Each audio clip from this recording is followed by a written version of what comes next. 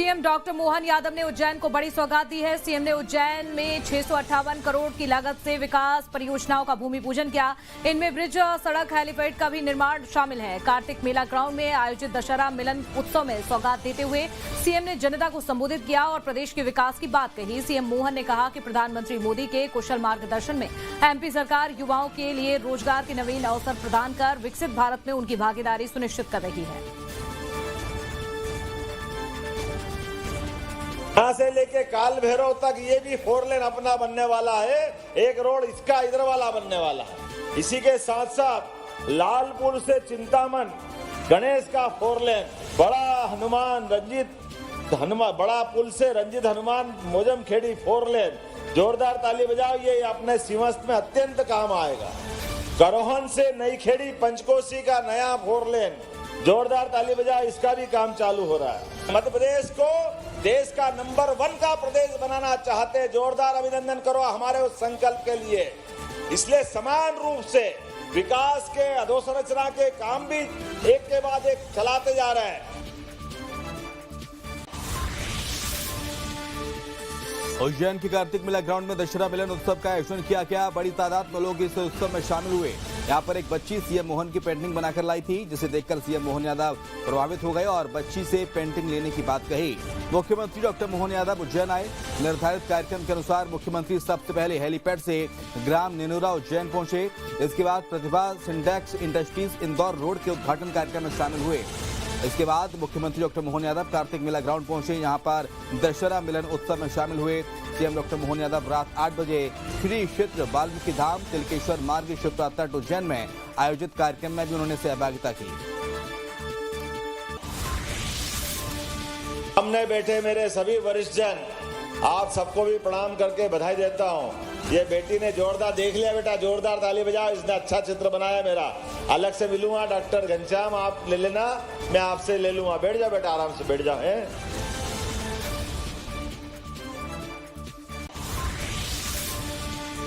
पैगंबर मोहम्मद साहब पर टिप्पणी के बाद पंथी विवाद के बाद डासना मंदिर परिसर में रविवार को होने वाली महापंचायत में सुबह से ही लोग पहुंचना शुरू हो गए। हालांकि पुलिस ने उनको मंदिर जाने से पहले ही रोक दिया। बड़ी तादाद में लोग वापस चले गए, जबकि कुछ लोगों ने महापंचायत में आने की जिद की तो पुलिस ने उनको हिरासत में भी ले लिया।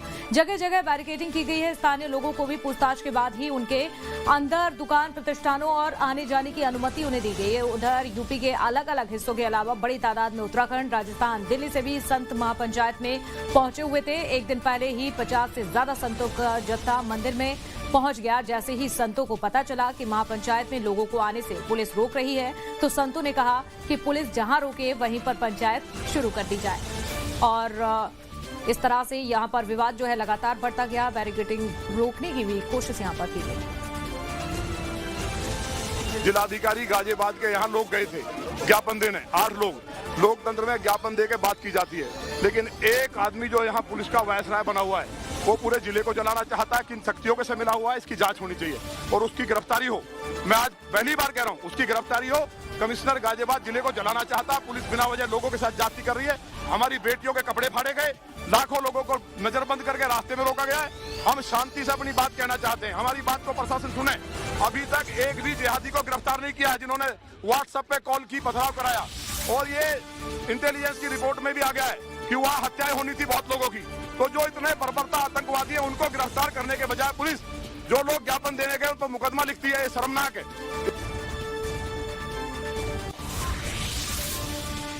मुंबई में एनसीपी गुट के नेता बाबा सिद्दीकी की शनिवार रात गोली मारकर हत्या कर दी गई। सिद्दीकी इसी साल फरवरी में कांग्रेस छोड़कर एनसीपी अजीत पवार के गुट में शामिल हुए थे।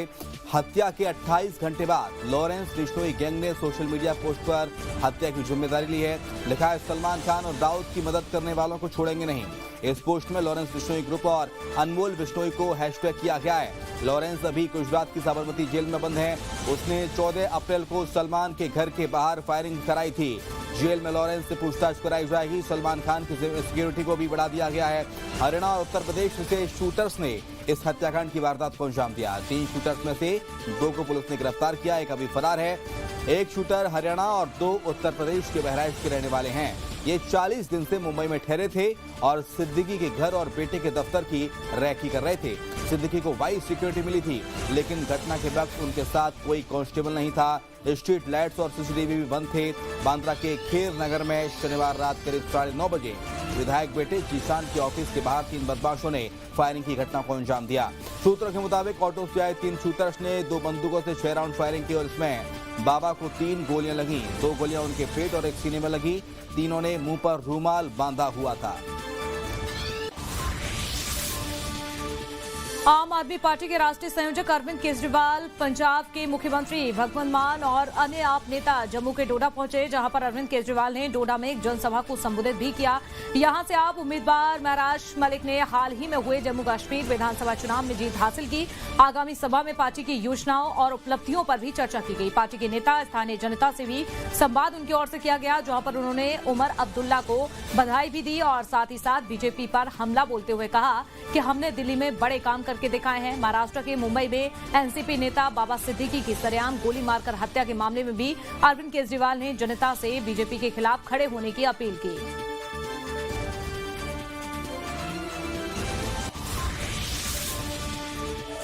कोई एक पार्टी बता दो जिसने आपके बीच में आके ये कहा हो कि मेरे को वोट दे दो, मैं आपके बच्चों के स्कूल बना दूंगा। किसी पार्टी ने नहीं कहा।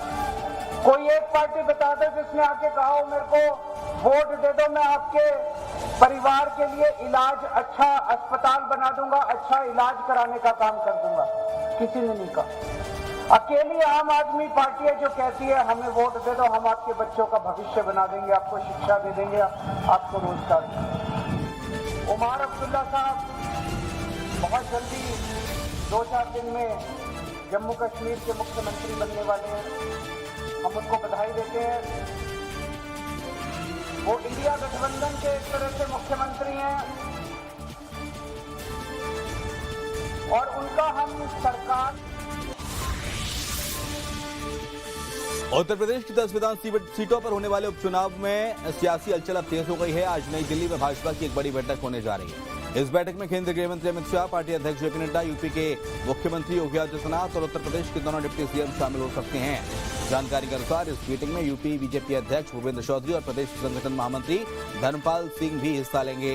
इस दौरान उपचुनाव की रणनीति पर चर्चा हो सकती है। बता दें कि अभी तक चुनाव आयोग की तरफ से उपचुनावों की तारीखों का ऐलान नहीं किया गया है, लेकिन राज्य का सियासी पारा बढ़ने लगा है।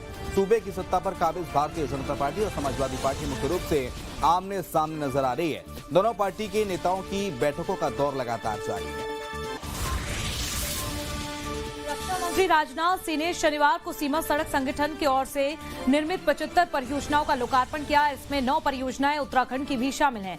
कार्यक्रम में मुख्यमंत्री पुष्कर सिंह धामी वर्चुअल जुड़े और ये सभी जो परियोजनाएं उत्तराखंड और सामरिक दृष्टि से काफी महत्वपूर्ण भी हैं। उत्तराखंड में जिन 9 परियोजनाओं का लोकार्पण किया गया उनमें गढ़वाल क्षेत्र में करचा पुल, मीन गदेरा पुल और इसके साथ ही घसतोली पुल, पागल नाला पुल और देहरादून जिले में परियोजना का कार्यालय साथ ही यहाँ पर और भी शामिल हैं। कुमाऊं क्षेत्र में सुरिंघाट पुल, चिमला पुल, पैनागढ़ पुल और गोसीगढ़ पुल का लोकार्पण भी यहाँ पर किया गया। ये हमारा सितंबर 2018 में शुरुआत हुई थी। यहाँ की भौगोलिक और परिस्थितियों को देखते हुए हमने केवल 6 महीने का जहाँ पे काम करने को मिलता है, हमने इसे सितंबर 2024 में काम किया। इससे हमारा जो नेलांग वाइब्रेंट विलेज है, वो जड़ांग वाइब्रेंट विलेज है, वो हमारा कनेक्ट हो रहा है और इससे टूरिस्ट संभावनाएं काफ़ी बढ़ जा रही हैं।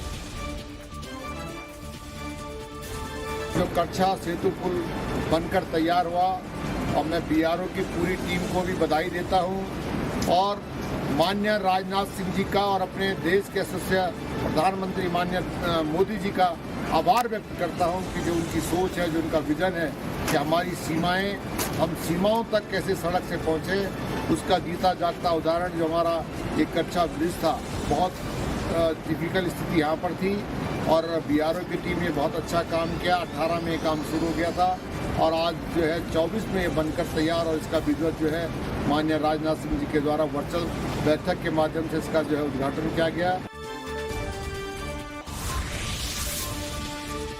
यूपी के बाद अब उत्तराखंड में ट्रेन को बेपटरी करने की साजिश सामने आई है। रुड़की के समीप ढंढेरा रेलवे स्टेशन के पास रेलवे ट्रैक पर खाली एलपीजी गैस सिलेंडर मिला है, जिसकी सूचना मालगाड़ी के चालक ने रेलवे के 2 अधिकारियों को दी।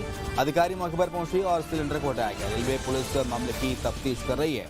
गनीमत यह रही कि इस दौरान कोई ट्रेन ट्रैक पर नहीं गई, जिसके चलते बड़ा हादसा होने से टल गया। शनिवार को मालगाड़ी के चालक ने मुरादाबाद स्थित रेलवे कंट्रोल रूम को सूचना दी कि ढंढेरा रेलवे स्टेशन के पास रेलवे ट्रैक पर सिलेंडर पड़ा हुआ है। सूचना के बाद लक्सर रेलवे पुलिस की टीम मौके पर पहुंची और सिलेंडर को कब्जे में लिया गया। रेलवे सुरक्षा बल और रेलवे के कर्मचारियों ने ट्रैक पर करीब 5 किलोमीटर तक सघन चेकिंग अभियान चलाया। अभी तक कोई पता नहीं चल पाया है कि सिलेंडर ट्रैक पर कहां से आया।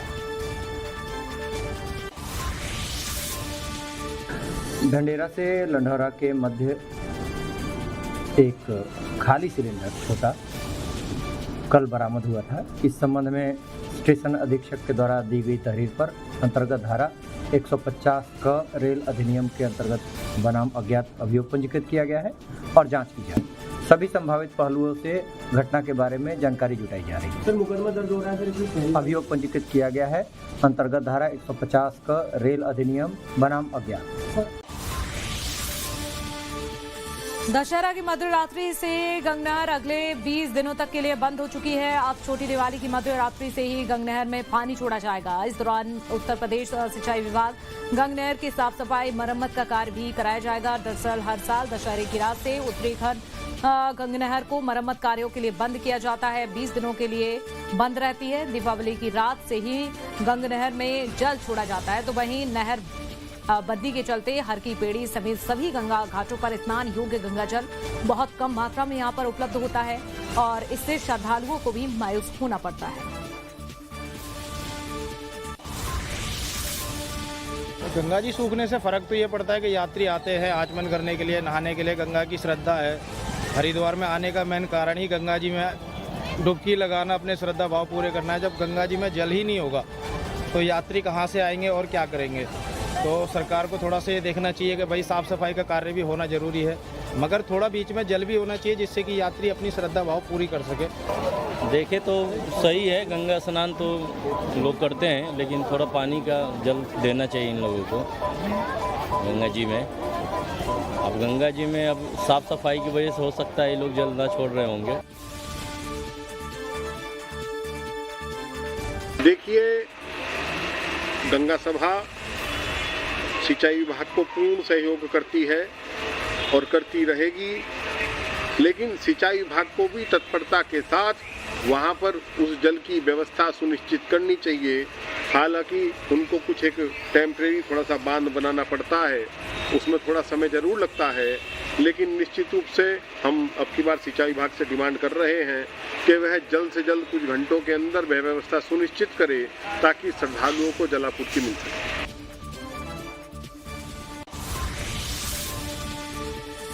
अलीराजपुर के सोंडवा थाना इलाके से खबर है, जहां उमराली पुलिस चौकी पर पदस्थ पुलिसकर्मियों पर गंभीर आरोप लगे हैं। ग्रामीणों ने पुलिसकर्मियों पर शराब के नशे में बदसलूकी करने का आरोप लगाया। ग्रामीणों ने इसकी शिकायत एसपी से की है। शिकायत के बाद एसपी अलीराजपुर ने तत्काल एएसपी और एसडीओपी को उमराली भेजा। शिकायत के आधार पर पुलिसकर्मियों का मेडिकल परीक्षण करवाया गया। परीक्षण रिपोर्ट आने के बाद मामले में आगे की कार्रवाई की जाएगी। बता दें कि ग्रामीणों से बदसलूकी के मामले में उमराली चौकी प्रभारी धीरेन्द्र अन्यारे और 2 कांस्टेबल लाइन अटैच हुए।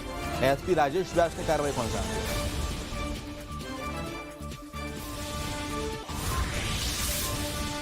नरसिंहपुर में गौहत्या का मामला सामने आया है। बाबई खुर्द रोड के पास गाय का सिर और पैर मिलने से इलाके में सनसनी फैल गई। नगर के लोगों में आक्रोश का माहौल भी है।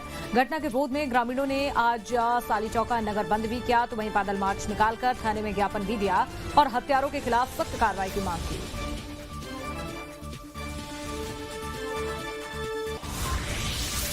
सभी को घटना की जानकारी मिलने पर काफी दुख पहुंचा है। पुलिस द्वारा मैं और मेरे और टीआई साहब के द्वारा कल ही जैसी सूचना मिली हम घटनास्थल पर पहुंचे और यहाँ कैंप कर